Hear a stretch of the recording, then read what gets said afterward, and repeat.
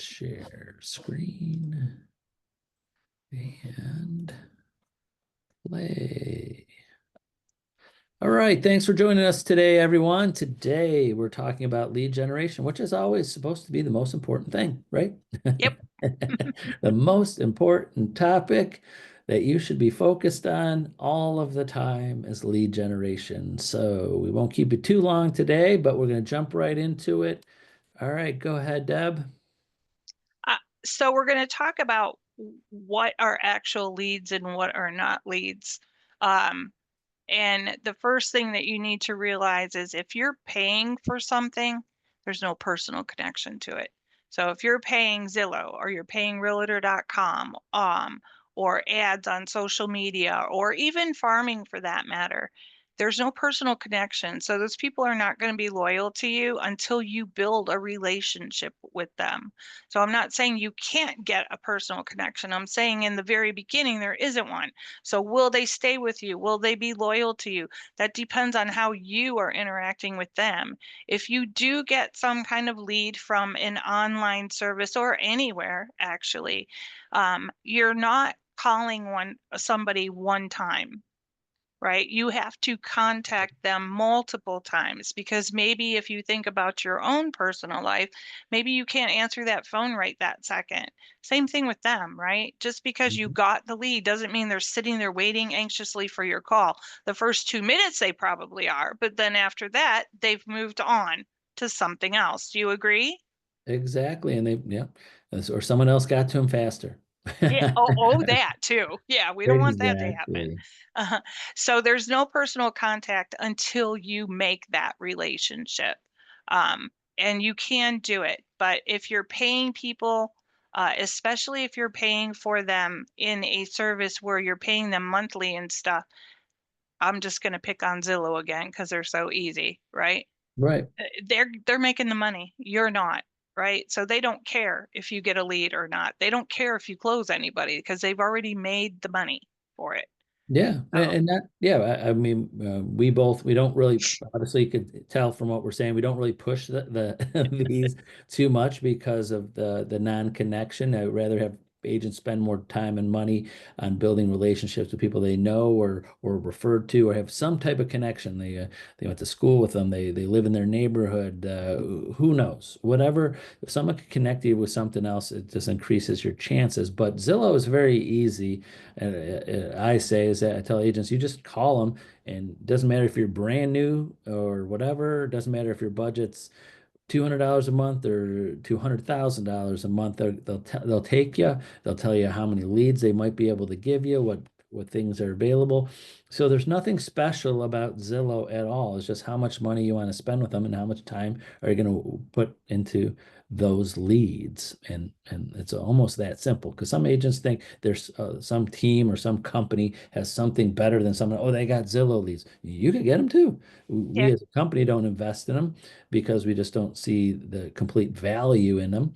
But in our individual agents, we don't also, oh, that's nothing, because just in case, our agents, like, because we can't offer to everybody. So agents said, well, as office invest in Zillow, we can't because we can't do that for everybody. We can't buy every zip code, everything in Ohio. It's not fair to some of our agents if we did that in the office. We want to be fair to everybody. We allow agents to invest in their own leads and we don't compete against them. So. that's absolutely, I never even thought of it that way, but that's right. We can't pay for every zip code in Ohio. That just would be crazy. And if you do get into these conversations with Zillow or whoever it is, you'll see what we mean because it's not cheap to do it. It's So well, yeah, it's not cheap, and it all depends upon what areas and where they have availability. yeah, There's, as far as you want to drive and what you're looking for. So exactly. next slide. Yep. Okay. The next slide is, okay, so what would be a good lead or referral? Those are organic, not required to pay for it, but this is you working your own sphere of influence and everyone else that you run into contact with to create your own pipeline of people. You can start with doing open houses for other agents. There are a lot of listing agents who don't have time or don't want to do an open house, and they'll allow you to sit at their open house and even get the list of people that come through. Some don't want to do that. Some will also partner with you and say, well, I'll give you half of the list if you want to come and sit at my open house with me and stuff, because some of them do want the leads. Referrals are people that give you a name or a phone number or an email address. It could be anyone, like Tony said, any person that you know can give you a referral. Your family, your friends, your coworkers, your doctor, your lawyer.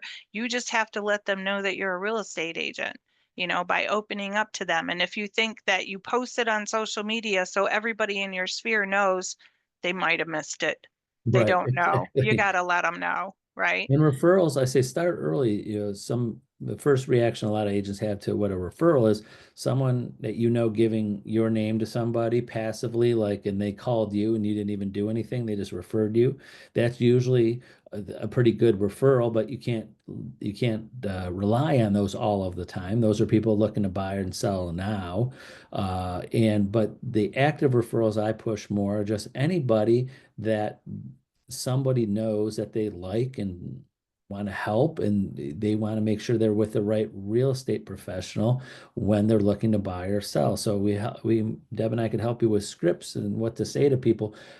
You just want to build your database of people that you're their trusted real estate advisor when they're ready. So you have to have scripts to say, I just want referrals, not necessarily people buying or selling now. That's great, but it's anybody that will be buying or selling now in the future. And then build your database, and that connection with whoever gave you that name is just increases the odds tremendously that they'll do business with you, because that person gave you a name. You just can call them right out of the blue and just, you have no connection with them, if that makes sense. Right. And you can even say that when you're calling them.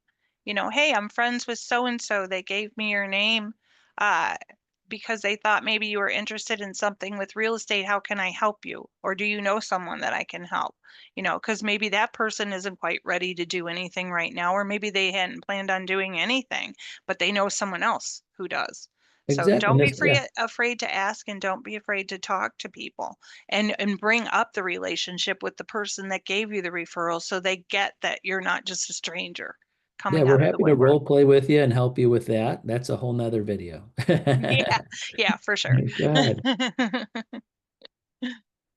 So you got past clients and yard signs and what else? When you're working on social media, like I said before, you can post things out there to get interaction with people. And it could be people that you went to high school with, right? That's still someone that you knew before, and maybe you haven't spoke to them for a while. It's time to get reacquainted and find out what's going on with them and stuff. If you have clubs or groups that you belong to, maybe you go to the volleyball and you play volleyball every summer, or pickleball's one of those popular things right now that are coming out. You have for sale by owners and expireds. Those you would have to do some research to find out the contact information for them. And there are a couple places that you can buy the information from. Cole International is one, and then also the Red X follows a lot of for sale by owners or expireds there. You do have to pay for that content though, but they will give you the phone numbers and the emails, which is what everybody wants. So that's a good way to get them right there. Yeah. And then vendors. Vendors are anybody, you know. You make friends with the contractors that you're using or that you know, or if you have a friend who does landscaping, that's a good vendor right there because they're talking to people all the time. You know, maybe Yeah. you know plumbers or electricians and not necessarily doctors, lawyers, or I'm just naming everybody, Right. anybody that you can think Anybody. of. That's who you want to talk to. Right. And those vendors, like you said, plumbers, electricians, handymen, anybody, any type of things that connected with houses, that those people that they have are servicing, trust them with their service, and they would definitely trust a recommendation. So stay close to basically everybody. Yeah. Conversion is significant. It's what generates your value. So are you making money off of them? You can do what's called a cost per lead or a cost per closing. How do you do that? Well, if you go to the next screen, I have it kind of spelled out for you how you would do something like that. So go ahead and move on to the next one. And if Yeah. you want to know these this calculation right here. It's formulated right there, but I also have a spreadsheet thing that you can plug things in and it will calculate for you. But let's look at this because we were picking on Zillow, right? So if you Right. pay for 100 leads, out of those 100 leads, hopefully you're going to get 2 closings. And in those 2 closings, maybe you got 3,500 for your commission or whatever, but you grossed out $6,720. How much did it cost to actually work that lead? $3,600. Sales meeting. We want to give you one Yeah. idea to help spark Oh, your well, there Helen, you go. I Make pressed, sure it's next. go I back. actually pressed play. So I was like, what's going on?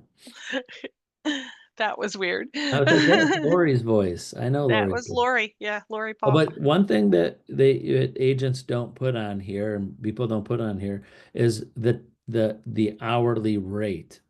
So if you said it took me, if you really could calculate all the time, you followed up with 100 leads, how many times you called them, how much times you even met with those people, how many showings you went on to finally get 2 closings of just 2 people to all of that, and then get down to that. Now divide that up against your time. That's your hourly rate.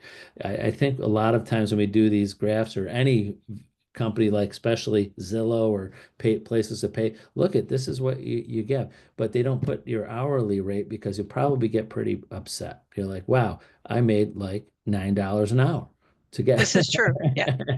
to get these 2 sales.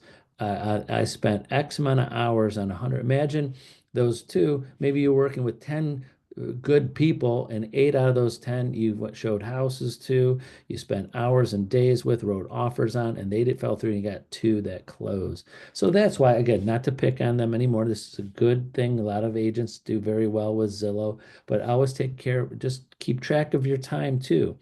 Now, if you weren't going to do any other income generating activities during that time, it was well worth it. But if you put, I tell agents that if you actually put that time into hot leads and referrals and calling your sphere and building your sphere and connecting with people, I know that in the long run it works out, because usually the Zillow leads, maybe and online leads, these are people more that might want to buy quicker, in the next couple of weeks, months, not people that might not buy for 5 years. So in the long term. So go ahead. Sorry, I Right. jumped in there. No, that's okay, because if you look at the numbers for open houses and past clients, what he said generates you more profit, because that's what we're talking about. Not only do you not have to pay for those ahead of time, but you are going to put money into them, whether it's your pop buys, whether it's your print material and stuff, and all of that gets calculated into your expense category, which is what he was saying. Don't forget to add in your hours. You Mhm. want to pay yourself something. So you can make money from Zillow. You're going to make more money if you're using your own resources, though, than paying somebody for those leads. But you can figure this all out. Like I said, I do have it on a spreadsheet, and I have the calculations and everything more advanced with what exactly you should put in it and stuff. But this is just like at a glance what it would look like between the 3 of them. This tries to help you figure out what would be the best way for you, because maybe you don't care and maybe you do want to do the Zillow thing. And like we said, you can do whatever you want. We do have people who pay Zillow. We also have agents who pay homes.com, you know. The realtor.com with the OpCity, they're not allowing any more agents to go into their platform. The people that are in OpCity now, are the people that are allowed to stay in there.